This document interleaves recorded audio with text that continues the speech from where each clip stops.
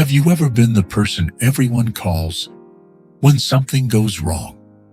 The reliable one, the strong one, the one people believe will always figure things out. But here's the question almost nobody asks.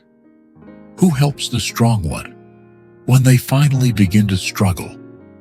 If you've ever felt like you give more than you receive, this story might feel uncomfortably familiar. Emma Carter is 32 years old. She lives in a small apartment on the outskirts of Phoenix, Arizona.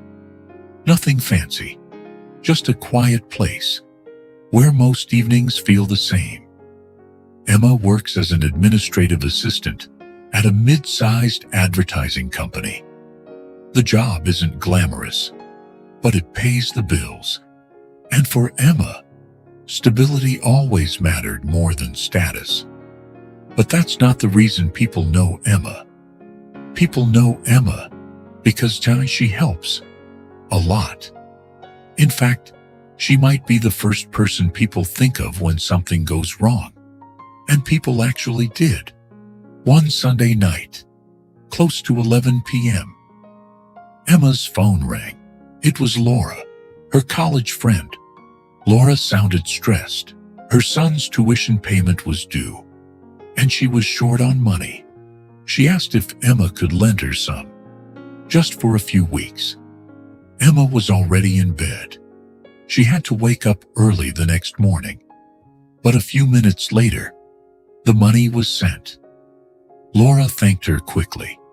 Then the call ended. And that wasn't the only time.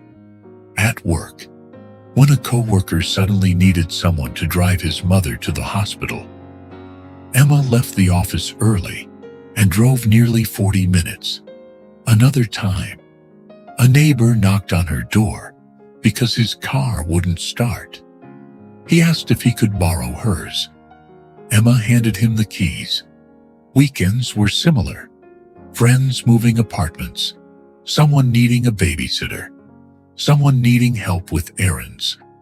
Somehow, Emma's name always came up. Over time, something interesting happened. It stopped being a favor. It became an expectation. If something went wrong, people thought of Emma. Not because they were selfish, but because Emma almost never said no. And for a long time, life moved quietly like that.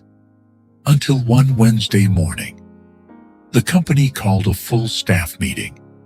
And the moment Emma walked into the room, she felt something was different.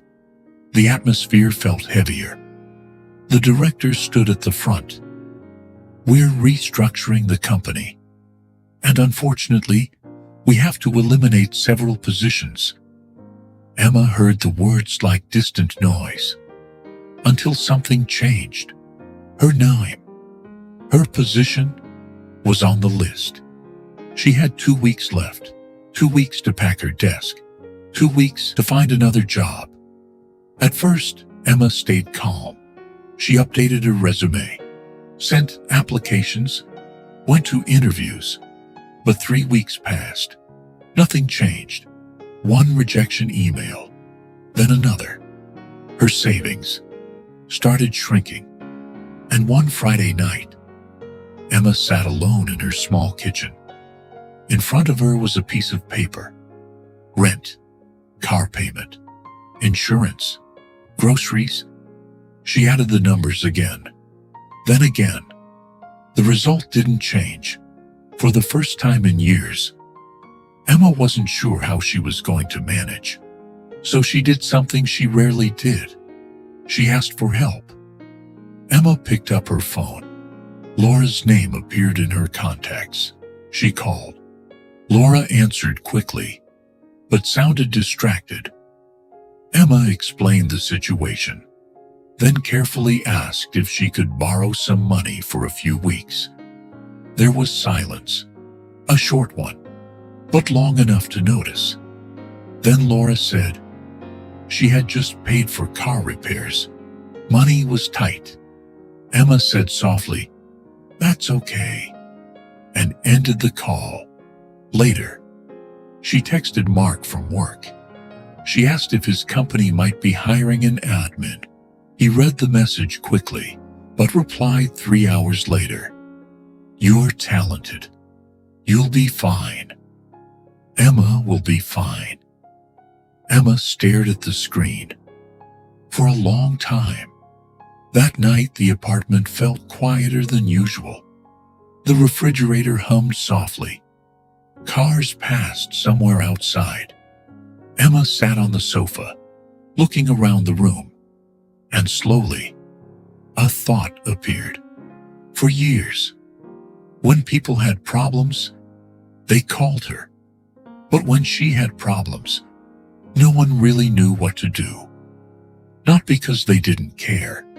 They had simply grown used to something. Emma is always okay.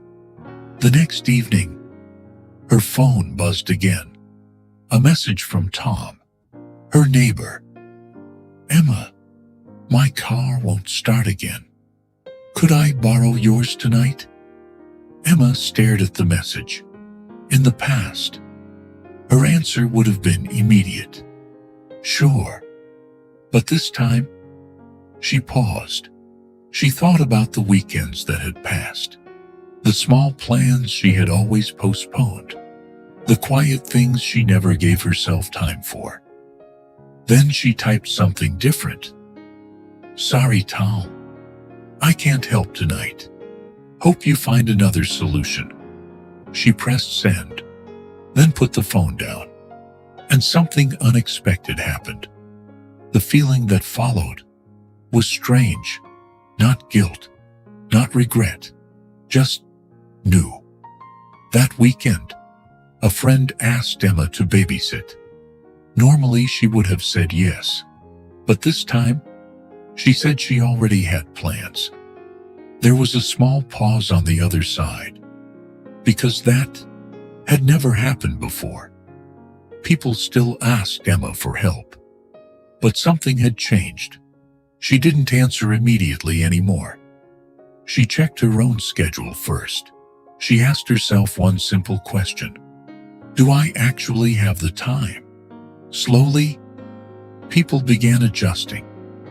Emma wasn't always available anymore. And surprisingly, the world didn't collapse. But something inside Emma changed. For the first time in years, she felt lighter. Emma's story is also the story of many people. We hesitate to say no. We don't want to disappoint others. But when you always place yourself last, people slowly become comfortable with that. Sometimes the most important thing you can learn is this. Before you try to become someone else's support, learn to stand firmly for your own life first. If this story felt familiar to you, you might enjoy the stories we share here on Quiet Growth. Simple stories, but sometimes they help us see our own lives a little more clearly.